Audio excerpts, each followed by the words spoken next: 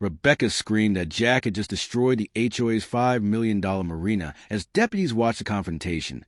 But Jack calmly lifted the official water right documents and replied, "You built it on my private lake, and I legally own the valve that controls every drop of water." As the sun rose over the empty lake, Rebecca stood frozen in disbelief while homeowners watched their luxury marina sitting in cracked mud, and Jack quietly pointed toward the massive control valve before saying, "I warned you this lake belonged to my family long before your HOA ever existed." Jack slid the original family deed across the table and calmly told his attorney, "These documents prove my grandfather never sold the lake, the shoreline, or the water rights the HOA has been using for years." When the county overlaid the original survey onto the latest satellite map, every dock, fuel station, and marina building appeared inside Jack's private property boundary. Rebecca insisted the HOA had spent $5 million building the marina, but every board member suddenly realized they had never verified who actually owned the lake. Jack remembered his father pointing toward the lake and saying, "No matter what happens, always protect the water, because whoever controls it controls everything built around it." County engineers confirmed that the legally registered control valve belonged to Jack's family, giving him lawful authority over the lake's water management. Luxury boat owners stared helplessly as their million-dollar marina sat stranded in dry mud, finally realizing the lake itself had never belonged to the HOA. Rebecca demanded Jack refill the lake immediately, but he calmly replied, "The moment your HOA respects my property rights, we can begin discussing the future of this lake."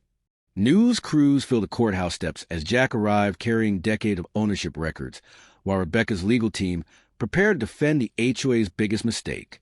The courtroom fell silent as Jack's attorney presented the original deeds proving the entire marina had been built on privately owned family property.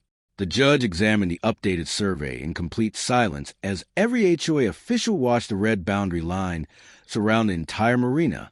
County investigators discovered that years of marina construction records never included permission from the actual owner of the lake. As homeowners demanded answers, the HOA board turned on Rebecca after realizing the missing ownership documents had placed the entire community in legal jeopardy. Standing beside the control valve as the sun set over the empty marina, Jack quietly said, "I never wanted to drain the lake. I only wanted everyone to respect the property my family spent generations protecting." Rebecca accused Jack of ruining the HOA's future, but Jack quietly placed the original water right deed before the judge and replied, "Owning a marina means nothing if you never own the lake beneath it."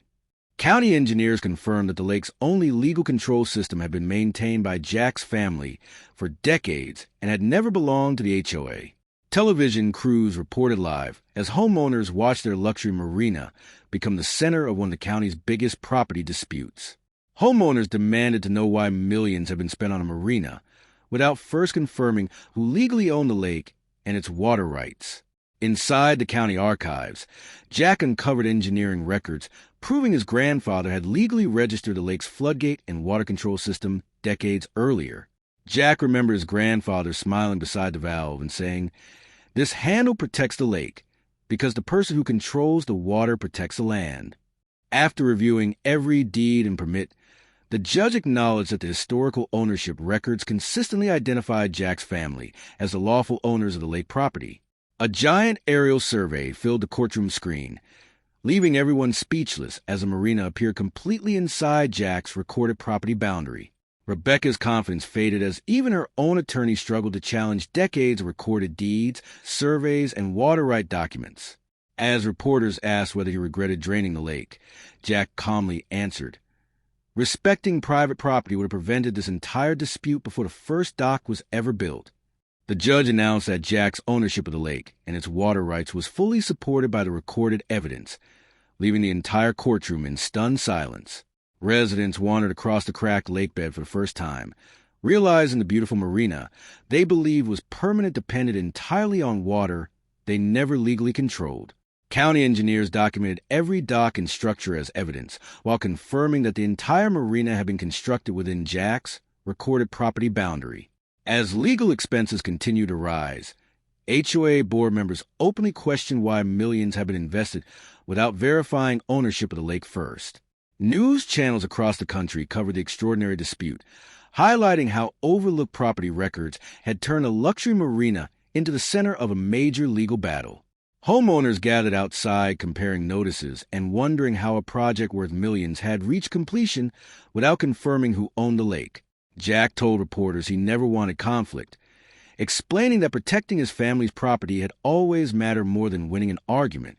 Jack remembered his grandfather carefully placing every boundary marker and reminding him that respecting property lines prevents conflicts long before they begin.